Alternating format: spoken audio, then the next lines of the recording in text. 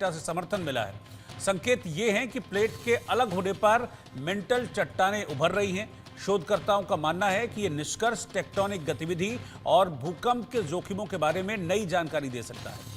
इसको ग्राफिक्स के जरिए भी आप समझिए, मैं बताता जाऊंगा, आप सामने टीवी पर देखते जाइए। भूगर्भ वैज्ञानिकों का मानना है कि भारतीय प्लेट में अलग अलग मोटाई और संरचना के कारण कई मर्तबा दरारें आई हैं। भूटान के पास एक प्रमुख क्षेत्र में दरार के कुछ सबूत भी पाए गए हैं, जिसमें संभवतः मेटल चट्टानें खाली जगह में बह रही हैं। भूकंप की तरंगों की मैपिंग करके वैज्ञानिकों ने सतह के नीचे अलग अलग धब्बों की पहचान की है, जिससे पता चलता है कि प्लेट के कुछ हिस्से अलग हो चुके हैं। अब शोधकर्ता इस बात की खोज कर रहे हैं कि प्लेट के टूटने से इस क्षेत्र में भूकंप कैसे आ सकते हैं। कुल मिलाकर भारत के लिए, ये भूगर्भ वैज्ञानिकों के लिए ये बड़े शोध का विषय है और जल्द ही इसको लेकर कुछ और नई रिसर्च रिपोर्ट भी सामने आ सकती है।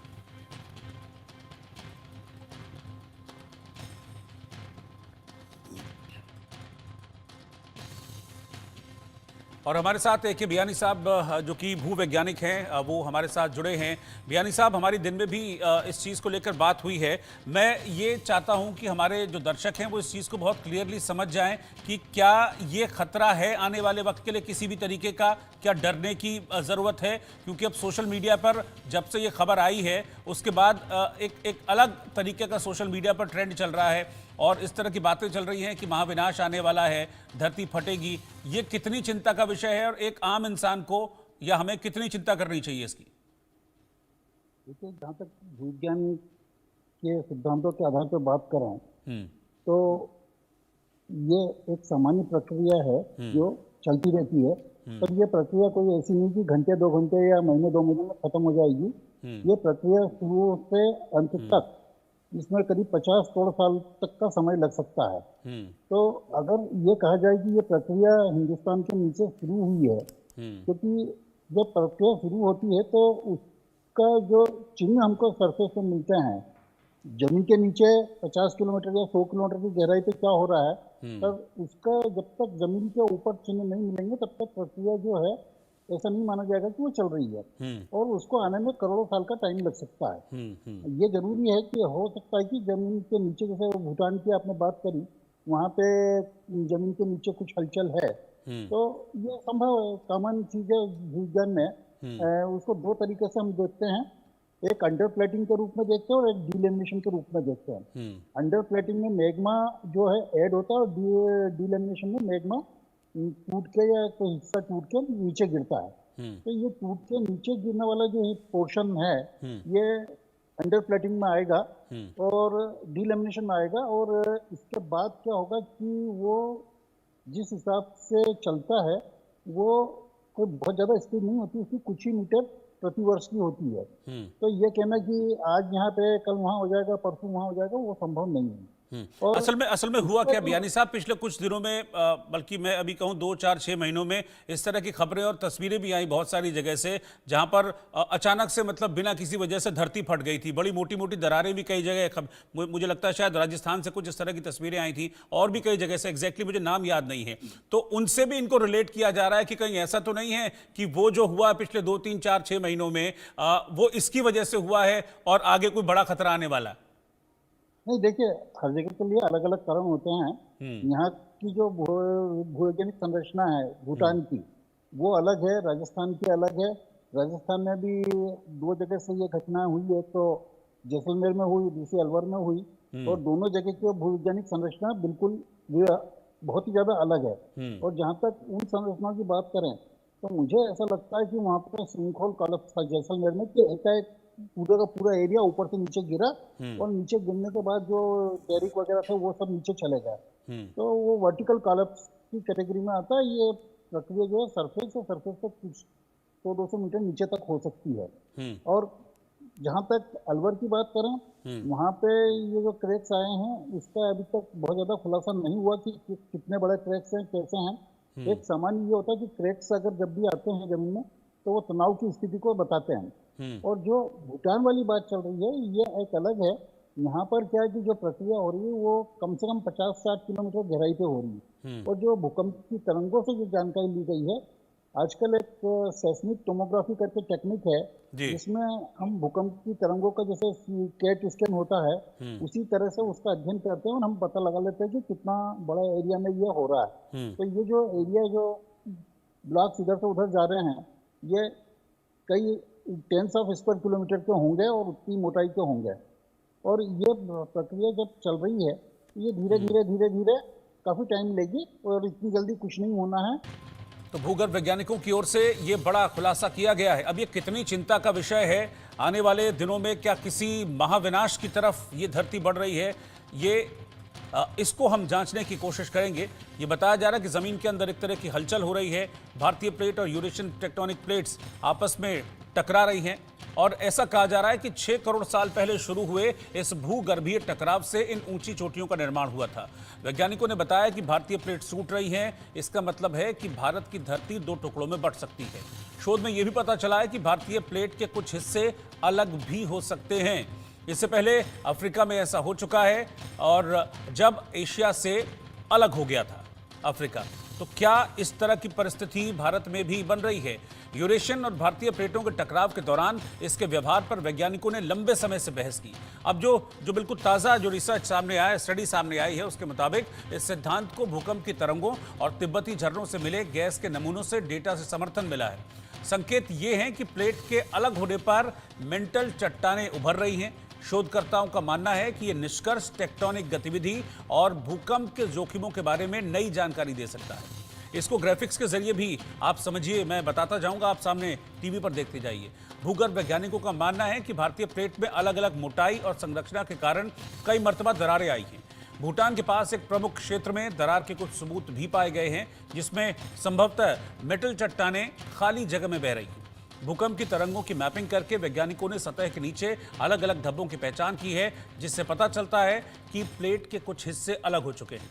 अब शोधकर्ता इस बात की खोज कर रहे हैं कि प्लेट के टूटने से इस क्षेत्र में भूकंप कैसे आ सकते हैं। कुल मिलाकर भारत के लिए, ये भूगर्भ वैज्ञानिकों के लिए ये बड़े शोध का विषय है और जल्द ही इसको लेकर कुछ और नई रिसर्च रिपोर्ट भी सामने आ सकती है।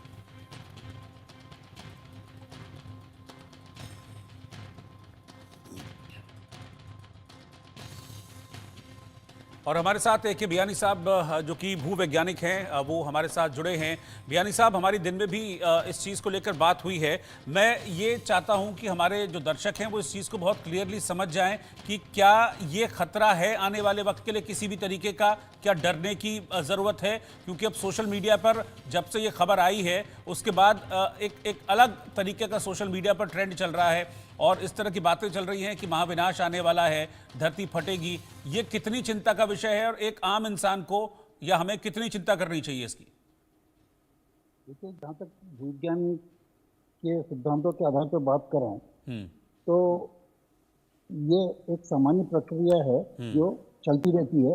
पर ये प्रक्रिया कोई ऐसी नहीं कि घंटे 2 घंटे या महीने 2 महीने में खत्म हो जाएगी। ये प्रक्रिया शुरू से अंत तक, इसमें करीब 50 करोड़ साल तक का समय लग सकता है। तो अगर ये कहा जाए कि ये प्रक्रिया हिंदुस्तान के नीचे शुरू हुई है, क्योंकि जब प्रक्रिया शुरू होती है तो उसका जो चिन्ह हमको सरफेस पे मिलते हैं, जमीन के नीचे 50 किलोमीटर या 100 किलोमीटर की गहराई पे क्या हो रहा है, तब उसका जब तक जमीन के ऊपर चिन्ह नहीं मिलेंगे तब तक प्रक्रिया जो है ऐसा नहीं माना जाएगा कि वो चल रही है और उसको आने में करोड़ों साल का टाइम लग सकता है। ये जरूरी है कि हो सकता है कि जमीन के नीचे, जैसे भूटान की आपने बात करी, वहाँ पे जमीन के नीचे कुछ हलचल है, तो ये संभव है, कॉमन चीज है विज्ञान में।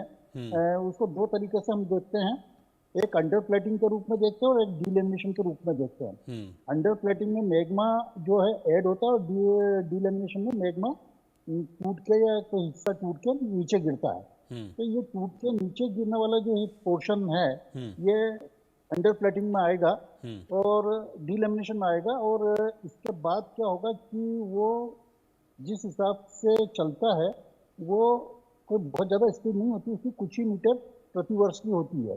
तो ये कहना कि आज यहाँ पे कल वहाँ हो जाएगा, परसों वहाँ हो जाएगा, वो संभव नहीं है। और असल में हुआ क्या बियानी साहब, पिछले कुछ दिनों में बल्कि मैं अभी कहूं 2 4 6 महीनों में इस तरह की खबरें और तस्वीरें भी आई बहुत सारी जगह से, जहां पर अचानक से मतलब बिना किसी वजह से धरती फट गई थी, बड़ी मोटी मोटी दरारें भी कई जगह मुझे लगता है शायद राजस्थान से कुछ इस तरह की तस्वीरें आई थी और भी कई जगह से, एग्जैक्टली मुझे नाम याद नहीं है। तो उनसे भी इनको रिलेट किया जा रहा है कि कहीं ऐसा तो नहीं है कि वो जो हुआ पिछले 2 3 4 6 महीनों में वो इसकी वजह से हुआ है और आगे कोई बड़ा खतरा आने वाला।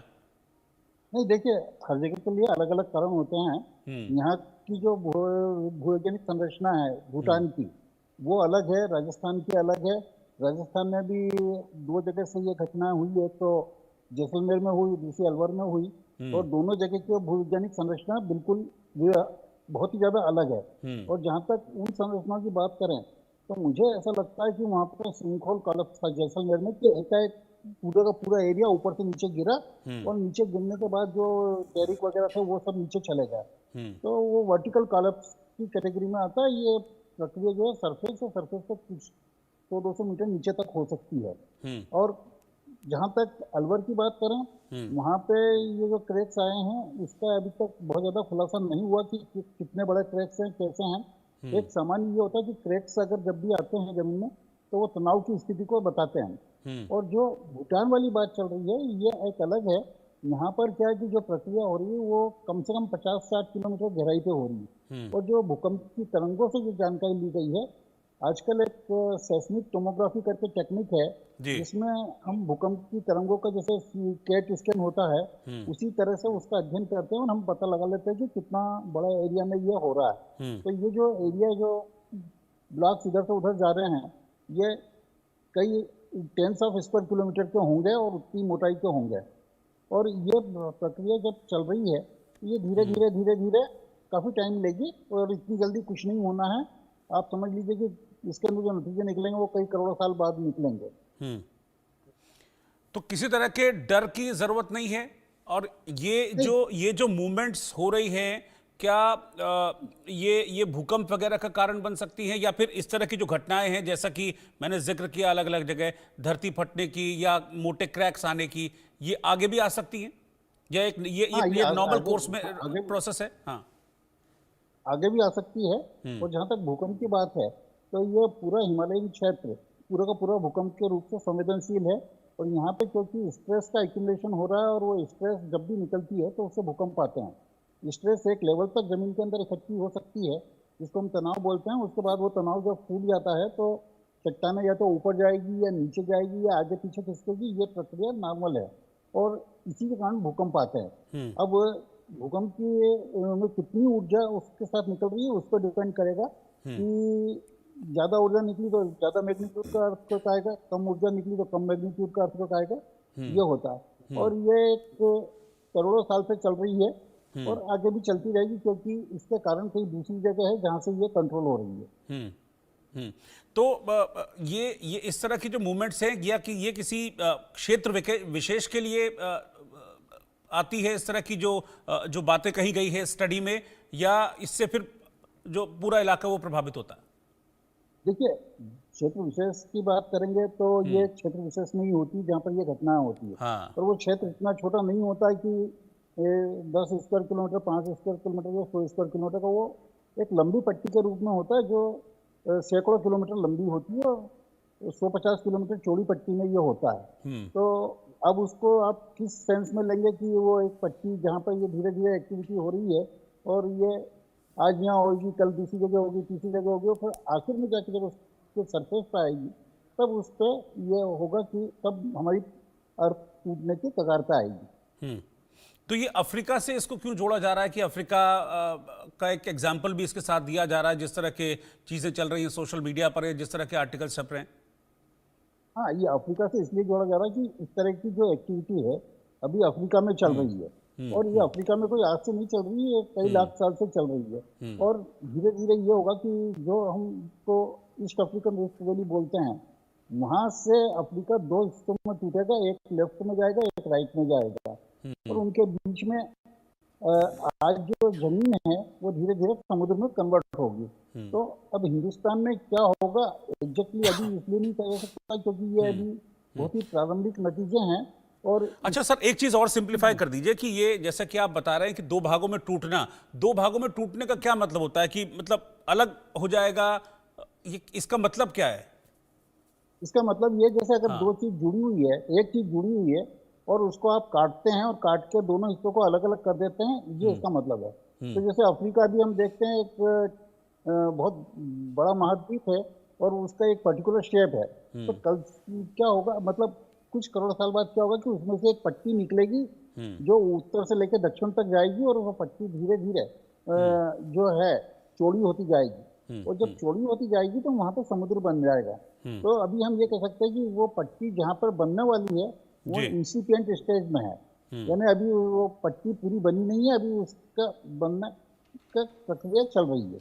ठीक है, आप मेरे साथ बने रहिए सर। मैं बस 2 मिनट में आपके पास लौट रहा हूं। इस तरह का जो रिसर्च जिसकी मैं बात कर रहा था, और डॉक्टर बियानी से जिस पर मैं बात कर रहा था, इस तरह की जो रिसर्च है कोई पहली बार नहीं हुई है। इससे पहले भी एक ऐसा शोध हुआ जिसमें हिमालयी राज्यों में बड़े खतरे का सिग्नल दिया गया। देहरादून में वाडिया हिमालय भू विज्ञान संस्थान के वैज्ञानिकों ने कुछ समय पहले एक इस तरह का ही एक रिसर्च, एक शोध किया था। इस शोध में बताया गया था कि हिमालयी राज्यों में कभी भी एक बड़ा भूकंप आ सकता है। अब जो स्टडीज है उनसे यह पता चला है कि जमीन के अंदर काफी अधिक ऊर्जा इकट्ठी है जो एक बड़े भूकंप का कारण बन सकती है। अभी तक ऐसी कोई तकनीक डेवलप नहीं हो पाई है जिसके जरिए ये कहा जा सके कि कब और कहां ये महाभूकंप आएगा, या फिर कितने मैग्नीट्यूड का जो अर्थक्वेक है वो रहेगा। इस तरीके का भी कोई डर है सर क्या अर्थक्वेक को लेकर, जिस तरह की स्टडी हाँ, वाडिया निश्चित रूप इंस्टीट्यूट की से है है। इसको लेकर? हाँ, इसमें कोई दो राय नहीं है कि हिमालय क्षेत्र में, जैसे अभी मैंने बोला कि यहाँ पे ऊर्जा का संचयन हो रहा है, और वो ऊर्जा एक लेवल तक ही संचित हो सकती है, उसके बाद उसको निकलना पड़ता है, क्योंकि हर चीज की एक कैपेसिटी होती है, उससे ज्यादा वो एब्जॉर्ब नहीं कर सकती। चाहे वो चट्टान हो, चाहे वो खनिज हो, चाहे वो कोई भी चीज हो, एक लेवल तक आप ऊर्जा को उसके अंदर रख सकते हैं, उसके अच्छा, बाद वो मतलब कि भूकंप का टूट के निकलेगी। भूकंप कितने मैग्नीट्यूड का होगा, या धरती कितना डोलेगी, ये उसी के ऊपर डिपेंड करता है कि कितनी ऊर्जा नीचे हाँ, इकट्ठी हो रही है। हाँ, हाँ। निश्चित रूप से ओके। ये उस पर डिपेंड करेगा, जितनी ज्यादा ऊर्जा निकलेगी उतने ज्यादा मैग्नीट्यूड का भूकंप होगा। जैसे 10⁻28 अगर अब निकलती है, या 10⁻24 जूल लगने की निकलती है, तो वो 8 मैग्नीट्यूड के आसपास के करीब की होती है। तो वो एक कैलकुलेशन है, उस कैलकुलेशन में आ जाता है कि कितनी ऊर्जा निकली है और कितनी निकलने की संभावना है। हर जगह की अपनी अपनी एक कैपेसिटी होती है। ऐसा नहीं कि हर जगह 8 के अर्थक्वेक आएंगे, कहीं पे 6 के भी आते हैं, कहीं पे 5 के भी आते हैं, कहीं पे 3-4 के भी आते हैं। डिपेंड करता है ये वहाँ की सेटिंग कैसी है और वहाँ की चट्टानें कैसी हैं।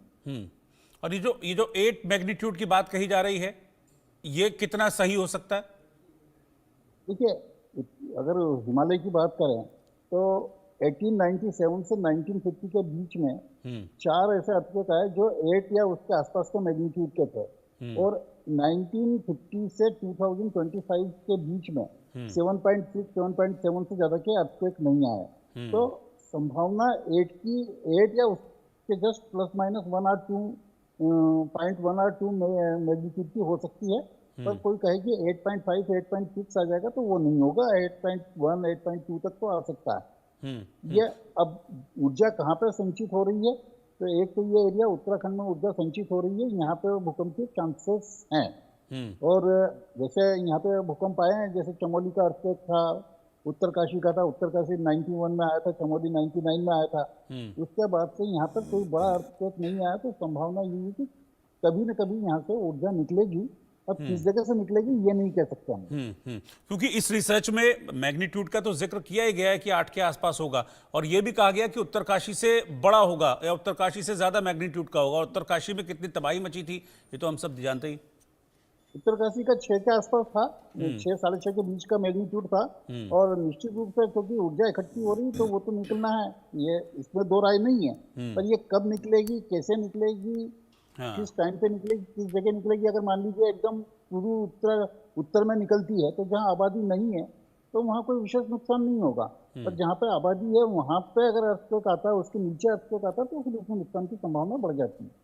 ठीक काफी है, अधिक हो जाती है। ठीक है डॉक्टर बियानी, आपका साथ जुड़ने के लिए बहुत बहुत शुक्रिया। और जिस तरह की चीज़ें चल रही हैं सोशल मीडिया पर कि धरती फट जाएगी, दो टुकड़ों में बंट जाएगी और महाविनाश होगा, महाप्रलय होगी, इस तरह की कोई भी बात नहीं है। जो सोशल मीडिया पर चीज़ें चल रही हैं ये सिर्फ एक डराने वाली बात है और इसमें चीज़ें चल रही हैं कुछ ज़मीन के अंदर, जैसा कि उन्होंने बताया भी, लेकिन ऐसा नहीं है कि वो 2, 4, 5, 10, 20 दिन में हो जाएगा। ये करोड़ों सालों की प्रक्रिया है और एक नॉर्मल कोर्स है, नॉर्मल प्रोसेस है।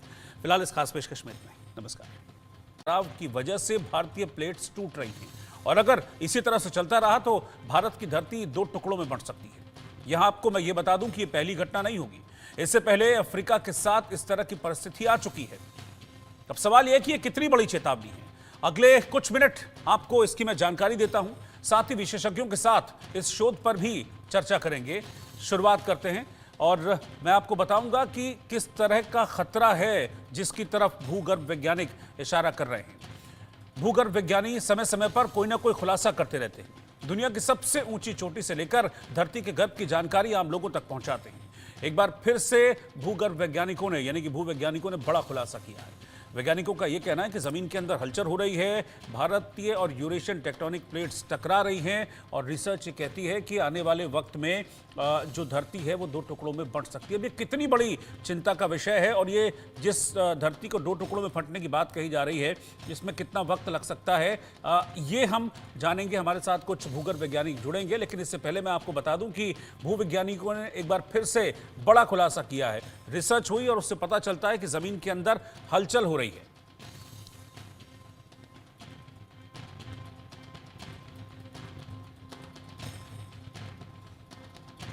तो भूगर्भ वैज्ञानिकों की ओर से ये बड़ा खुलासा किया गया है। अब ये कितनी चिंता का विषय है, आने वाले दिनों में क्या किसी महाविनाश की तरफ ये धरती बढ़ रही है, ये इसको हम जांचने की कोशिश करेंगे।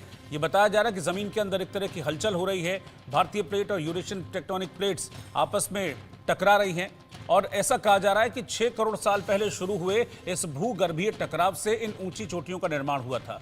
वैज्ञानिकों ने बताया कि भारतीय प्लेट्स टूट रही हैं। इसका मतलब है कि भारत की धरती 2 टुकड़ों में बंट सकती है।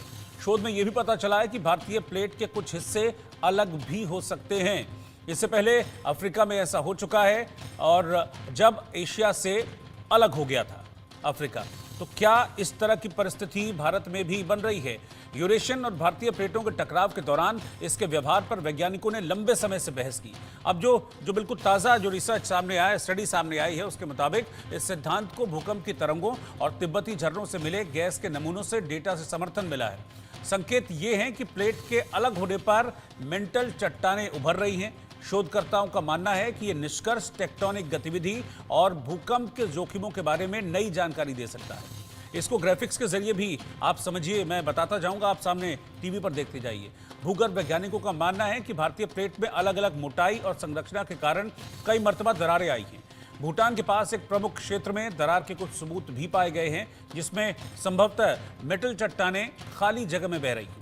भूकंप की तरंगों की मैपिंग करके वैज्ञानिकों ने सतह के नीचे अलग अलग धब्बों की पहचान की है, जिससे पता चलता है कि प्लेट के कुछ हिस्से अलग हो चुके हैं। अब शोधकर्ता इस बात की खोज कर रहे हैं कि प्लेट के टूटने से इस क्षेत्र में भूकंप कैसे आ सकते हैं। कुल मिलाकर भारत के लिए, ये भूगर्भ वैज्ञानिकों के लिए ये बड़े शोध का विषय है और जल्द ही इसको लेकर कुछ और नई रिसर्च रिपोर्ट भी सामने आ सकती है।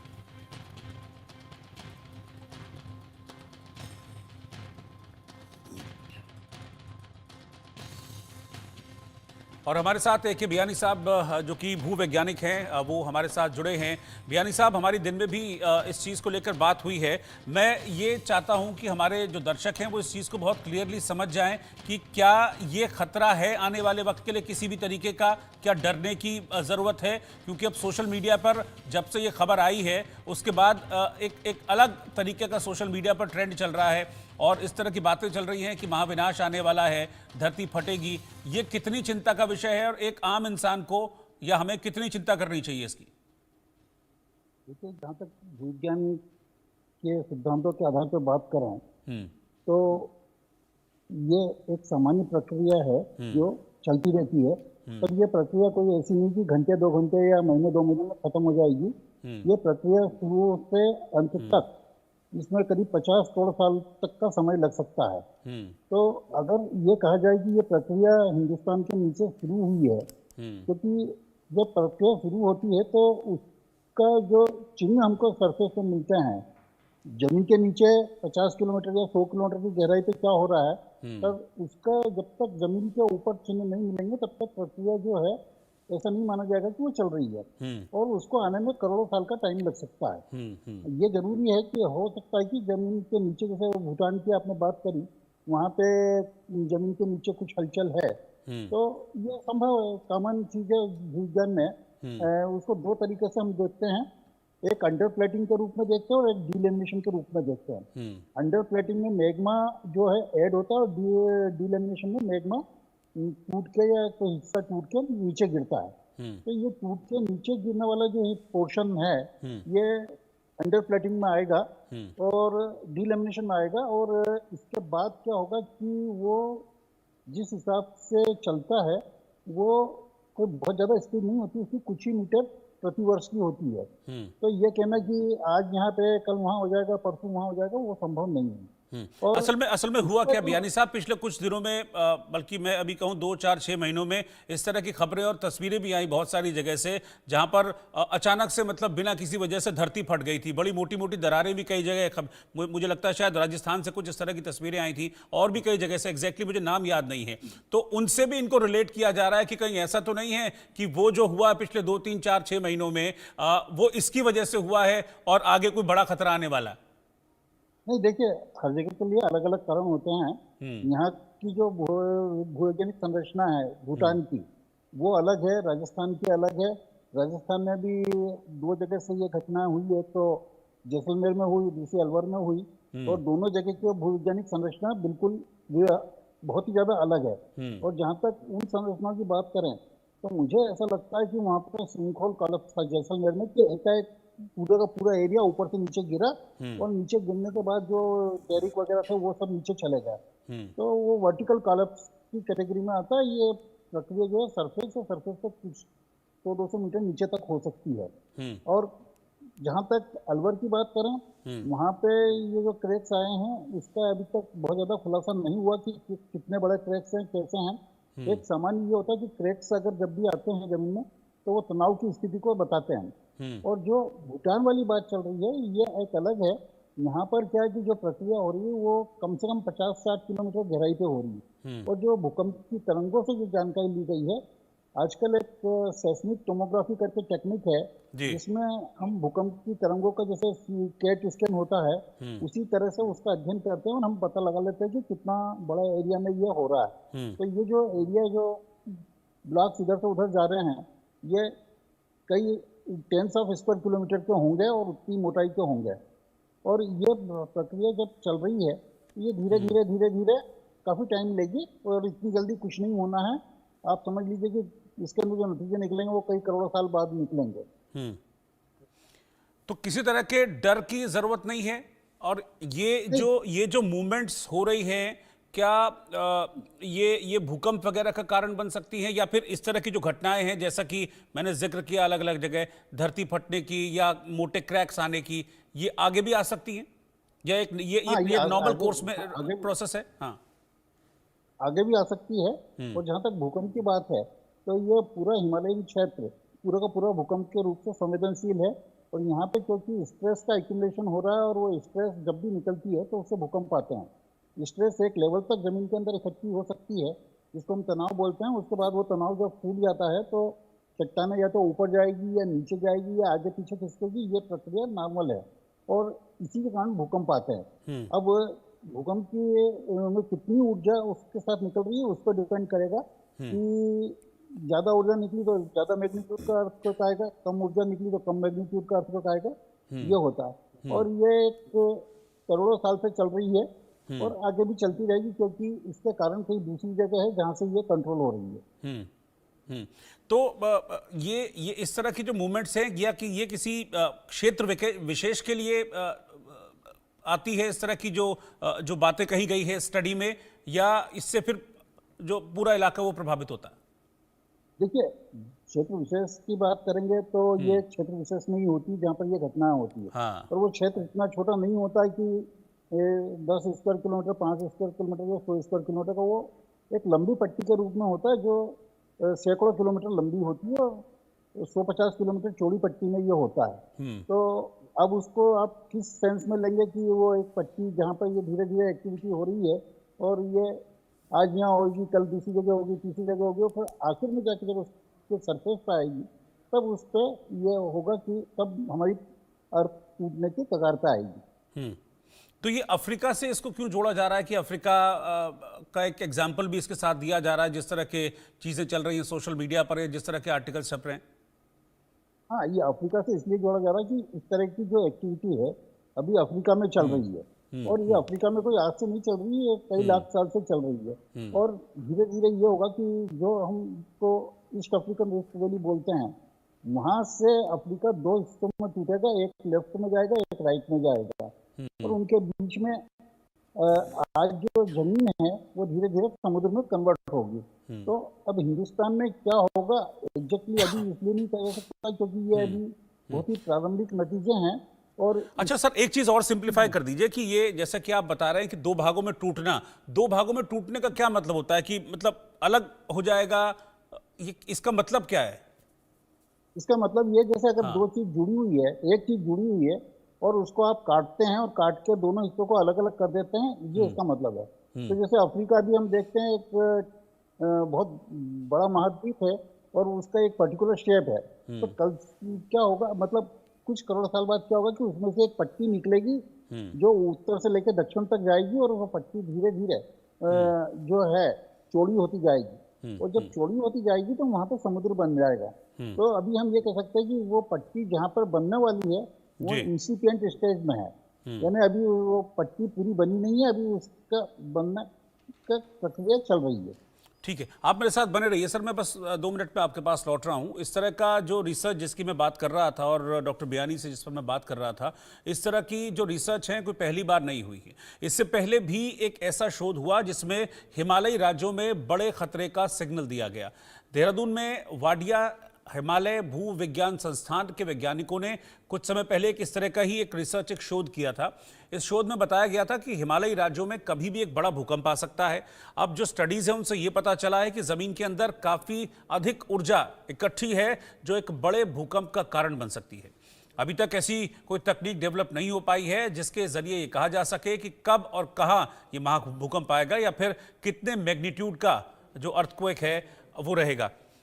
इस तरीके का भी कोई डर है सर क्या अर्थक्वेक को लेकर, जिस तरह की स्टडी वाडिया निश्चित इंस्टीट्यूट रूप की से है है। इसको लेकर?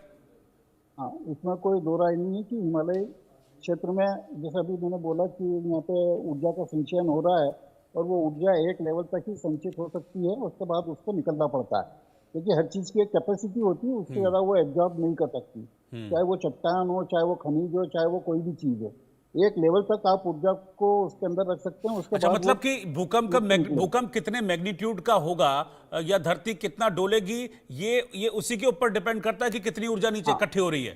हाँ, निश्चित रूप से ओके। ये उस पर डिपेंड करेगा, जितनी ज्यादा ऊर्जा निकलेगी उतने ज्यादा मैग्नीट्यूड का भूकंप होगा। जैसे 10⁻28 अगर अब निकलती है या 10⁻24 जूल निकलती है तो वो 8 मैग्नीट्यूड के आसपास के करीब की होती है।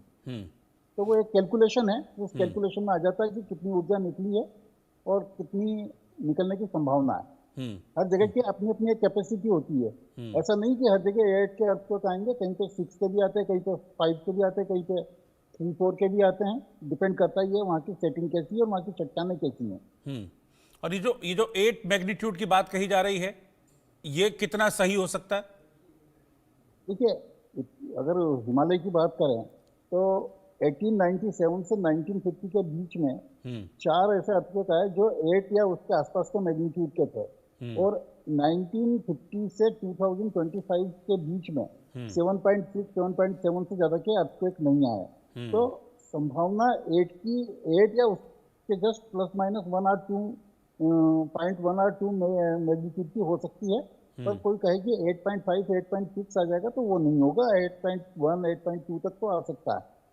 ये अब ऊर्जा कहाँ पर संचित हो रही है तो एक तो ये एरिया उत्तराखंड में ऊर्जा संचित हो रही है, यहाँ पे भूकंप के चांसेस हैं। और जैसे यहाँ पे भूकंप आए हैं, जैसे चमोली का अर्थक्वेक था, उत्तरकाशी का था, उत्तरकाशी 91 में आया था, चमोली 99 में आया था। उसके बाद से यहाँ पर कोई बड़ा अर्थक्वेक नहीं आया, तो संभावना ये है कि कभी न कभी यहाँ से ऊर्जा निकलेगी। अब किस जगह से निकलेगी ये नहीं कह सकते हम। क्योंकि इस रिसर्च में मैग्नीट्यूड का तो जिक्र किया ही गया है कि 8 के आसपास होगा, और यह भी कहा गया कि उत्तरकाशी से बड़ा होगा या उत्तरकाशी से ज्यादा मैग्नीट्यूड का होगा। उत्तरकाशी में कितनी तबाही मची थी ये तो हम सब जानते ही। उत्तरकाशी का 6 के आसपास था, 6 साढ़े 6 के बीच का मैग्नीट्यूड था। और निश्चित रूप से क्योंकि ऊर्जा इकट्ठी हो रही तो वो तो निकलना है, ये इसमें दो राय नहीं है। पर ये कब निकलेगी, कैसे निकलेगी, किस टाइम पे निकलेगी, किस जगह निकलेगी। अगर मान लीजिए एकदम पूर्व उत्तर में निकलती है तो जहाँ आबादी नहीं है तो वहाँ कोई विशेष नुकसान नहीं होगा। पर जहाँ पे आबादी है वहाँ पे अगर अर्थक्वेक आता है, उसके नीचे अर्थक्वेक आता है, तो फिर उसमें नुकसान की संभावना बढ़ जाती है, ठीक है। हो जाती है। ठीक है डॉक्टर भियानी, आपका साथ जुड़ने के लिए बहुत बहुत शुक्रिया। और जिस तरह की चीज़ें चल रही हैं सोशल मीडिया पर कि धरती फट जाएगी, 2 टुकड़ों में बंट जाएगी और महाविनाश होगा, महाप्रलय होगी, इस तरह की कोई भी बात नहीं है। जो सोशल मीडिया पर चीज़ें चल रही हैं ये सिर्फ एक डराने वाली बात है, और इसमें चीज़ें चल रही हैं कुछ ज़मीन के अंदर, जैसा कि उन्होंने बताया भी, लेकिन ऐसा नहीं है कि वो 2, 4, 5, 10, 20 दिन में हो जाएगा। ये करोड़ों सालों की प्रक्रिया है और एक नॉर्मल कोर्स है, नॉर्मल प्रोसेस है। फिलहाल इस खास पेशकश में इतना ही। नमस्कार। टकराव की वजह से भारतीय प्लेट्स टूट रही हैं, और अगर इसी तरह से चलता रहा तो भारत की धरती 2 टुकड़ों में बंट सकती है। यहाँ आपको मैं ये बता दूं कि ये पहली घटना नहीं होगी। इससे पहले अफ्रीका के साथ इस तरह की परिस्थिति आ चुकी है। अब सवाल यह है कि ये कितनी बड़ी चेतावनी है।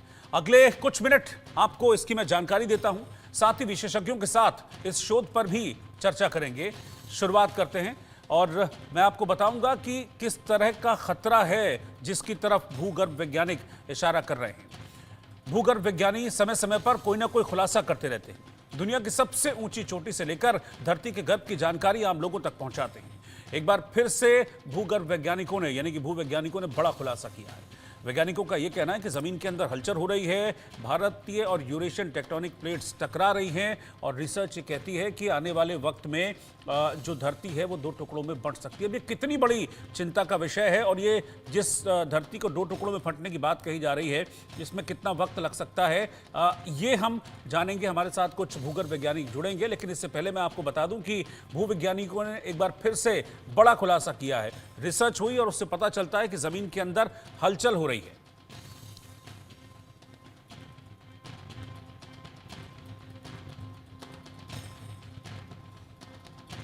तो भूगर्भ वैज्ञानिकों की ओर से यह बड़ा खुलासा किया गया है। अब ये कितनी चिंता का विषय है, आने वाले दिनों में क्या किसी महाविनाश की तरफ ये धरती बढ़ रही है, इसको हम जांचने की कोशिश करेंगे। ये बताया जा रहा है कि जमीन के अंदर एक तरह की हलचल हो रही है, भारतीय प्लेट और यूरेशियन टेक्टोनिक प्लेट्स आपस में टकरा रही हैं, और ऐसा कहा जा रहा है कि 6 करोड़ साल पहले शुरू हुए इस भूगर्भीय टकराव से इन ऊंची चोटियों का निर्माण हुआ था। वैज्ञानिकों ने बताया कि भारतीय प्लेट्स टूट रही हैं, इसका मतलब है कि भारत की धरती 2 टुकड़ों में बंट सकती है। शोध में यह भी पता चला है कि भारतीय प्लेट के कुछ हिस्से अलग भी हो सकते हैं। इससे पहले अफ्रीका में ऐसा हो चुका है, और जब एशिया से अलग हो गया था अफ्रीका, तो क्या इस तरह की परिस्थिति भारत में भी बन रही है? यूरेशियन और भारतीय प्लेटों के टकराव के दौरान इसके व्यवहार पर वैज्ञानिकों ने लंबे समय से बहस की। अब जो बिल्कुल ताज़ा जो रिसर्च सामने आया, स्टडी सामने आई है, उसके मुताबिक इस सिद्धांत को भूकंप की तरंगों और तिब्बती झरनों से मिले गैस के नमूनों से डेटा से समर्थन मिला है। संकेत ये हैं कि प्लेट के अलग होने पर मेंटल चट्टानें उभर रही हैं। शोधकर्ताओं का मानना है कि यह निष्कर्ष टेक्टोनिक गतिविधि और भूकंप के जोखिमों के बारे में नई जानकारी दे सकता है। इसको ग्राफिक्स के जरिए भी आप समझिए, मैं बताता जाऊंगा, आप सामने टीवी पर देखते जाइए। भूगर्भ वैज्ञानिकों का मानना है कि भारतीय प्लेट में अलग अलग मोटाई और संरचना के कारण कई मर्तबा दरारें आई हैं। भूटान के पास एक प्रमुख क्षेत्र में दरार के कुछ सबूत भी पाए गए हैं, जिसमें संभवतः मेटल चट्टानें खाली जगह में बह रही हैं। भूकंप की तरंगों की मैपिंग करके वैज्ञानिकों ने सतह के नीचे अलग अलग धब्बों की पहचान की है, जिससे पता चलता है कि प्लेट के कुछ हिस्से अलग हो चुके हैं। अब शोधकर्ता इस बात की खोज कर रहे हैं कि प्लेट के टूटने से इस क्षेत्र में भूकंप कैसे आ सकते हैं। कुल मिलाकर भारत के लिए, ये भूगर्भ वैज्ञानिकों के लिए ये बड़े शोध का विषय है, और जल्द ही इसको लेकर कुछ और नई रिसर्च रिपोर्ट भी सामने आ सकती है।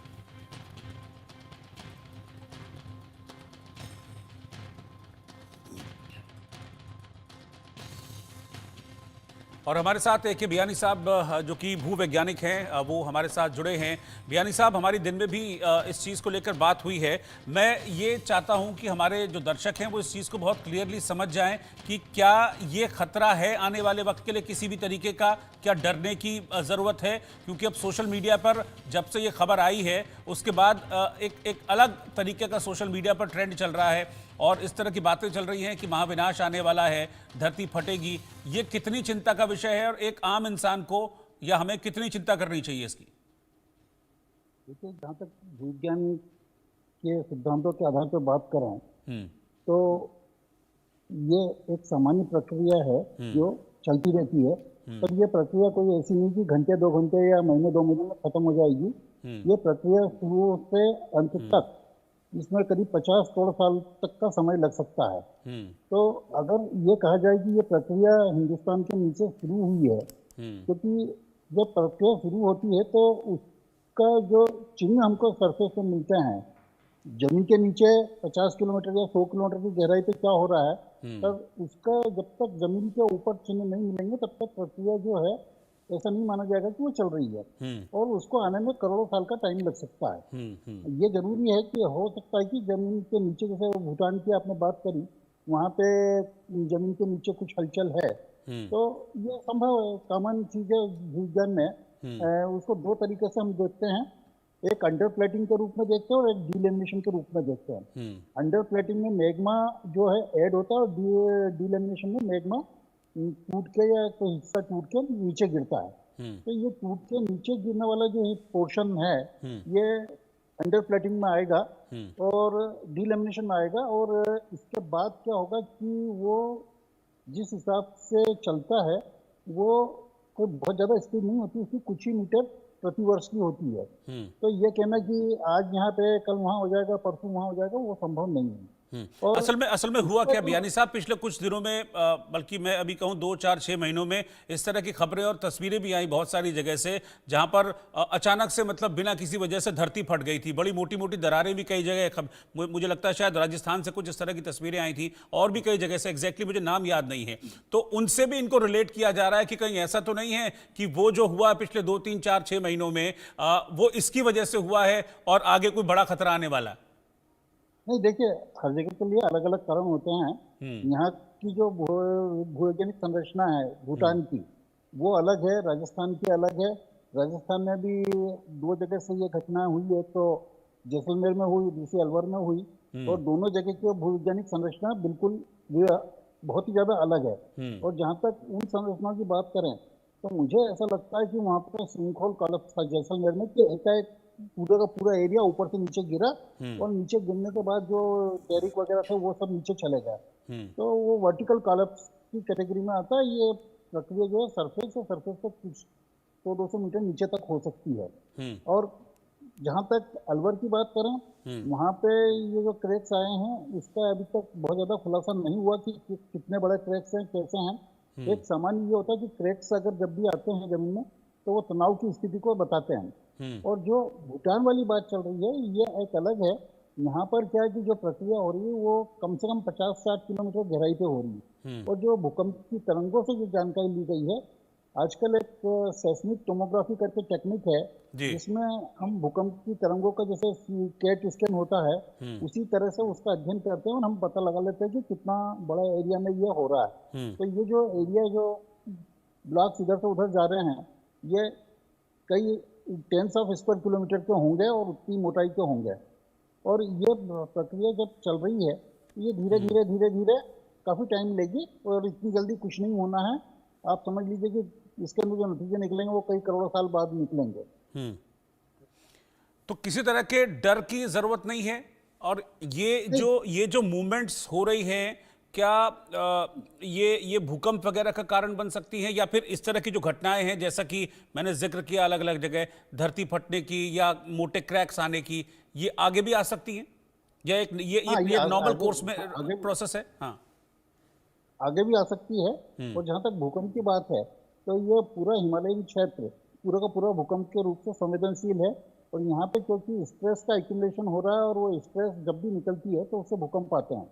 स्ट्रेस एक लेवल तक जमीन के अंदर इकट्ठी हो सकती है जिसको हम तनाव बोलते हैं, उसके बाद वो तनाव जब फूट जाता है तो चट्टानें या तो ऊपर जाएगी या नीचे जाएगी या आगे पीछे खिसकेगी। ये प्रक्रिया नॉर्मल है और इसी के कारण भूकंप आते हैं। अब भूकंप की में कितनी ऊर्जा उसके साथ निकल रही है उस पर डिपेंड करेगा कि ज्यादा ऊर्जा निकली तो ज्यादा मैग्नीट्यूड का अर्थक्वेक आएगा, कम ऊर्जा निकली तो कम मैग्नीट्यूड का अर्थक्वेक आएगा। ये होता है और ये एक करोड़ों साल से चल रही है और आगे भी चलती रहेगी, क्योंकि इसके कारण कई दूसरी जगह है जहां से ये कंट्रोल हो रही है।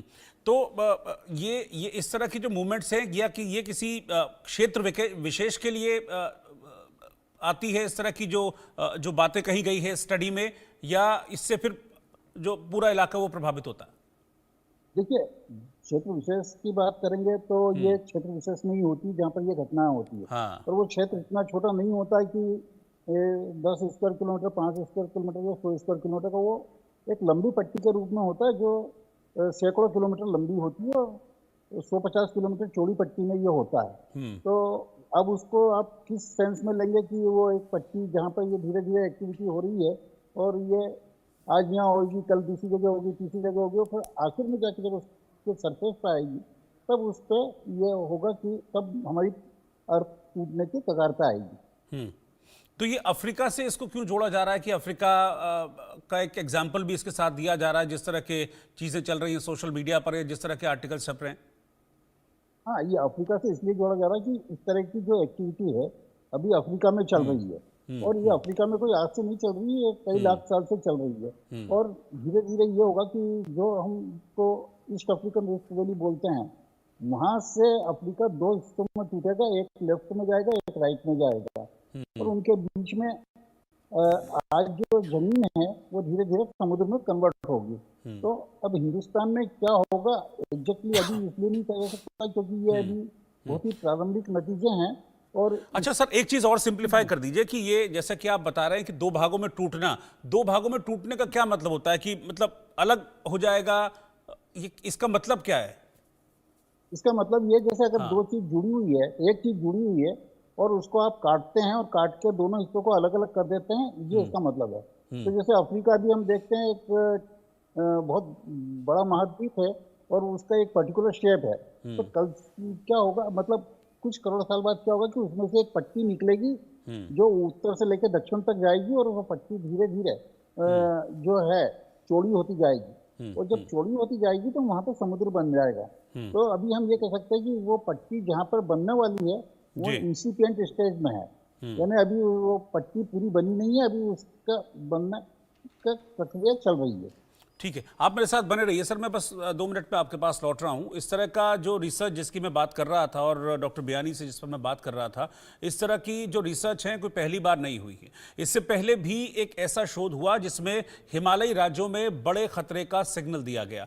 देहरादून में वाडिया हिमालय भू विज्ञान संस्थान के वैज्ञानिकों ने कुछ समय पहले इस तरह का ही एक रिसर्च, एक शोध किया था। इस शोध में बताया गया था कि हिमालयी राज्यों में कभी भी एक बड़ा भूकंप आ सकता है। अब जो स्टडीज है उनसे ये पता चला है कि जमीन के अंदर काफी अधिक ऊर्जा इकट्ठी है जो एक बड़े भूकंप का कारण बन सकती है। अभी तक ऐसी कोई तकनीक डेवलप नहीं हो पाई है जिसके जरिए ये कहा जा सके कि कब और कहां ये महाभूकंप आएगा या फिर कितने मैग्नीट्यूड का जो अर्थक्वेक है वो रहेगा। इस तरीके का भी कोई डर है सर क्या अर्थक्वेक को लेकर, जिस तरह की स्टडी वाडिया इंस्टीट्यूट की है इसको लेकर?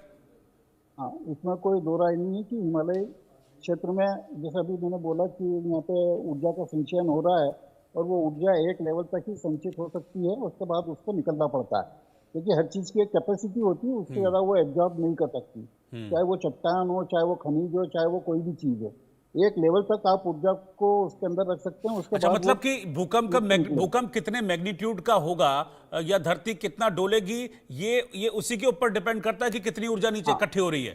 हाँ, निश्चित रूप से ओके, ये उस पर डिपेंड करेगा। जितनी ज्यादा ऊर्जा निकलेगी उतने ज्यादा मैग्नीट्यूड का भूकंप होगा। जैसे 10⁻28 अगर अब निकलती है या 10⁻24 जूल निकलती है तो वो 8 मैग्नीट्यूड के आसपास के करीब की होती है।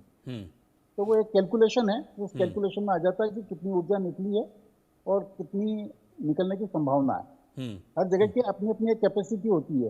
ऐसा नहीं कि हर जगह 8 के अर्थक्वेक आएंगे, कहीं पे 6 के भी आते हैं, कहीं पे 5 के भी आते हैं, कहीं पे 3-4 के भी आते हैं, डिपेंड करता है ये वहाँ की सेटिंग कैसी है और वहाँ की चट्टानें कैसी हैं। और ये जो 8 मैग्नीट्यूड की बात कही जा रही है, ये कितना सही हो सकता है?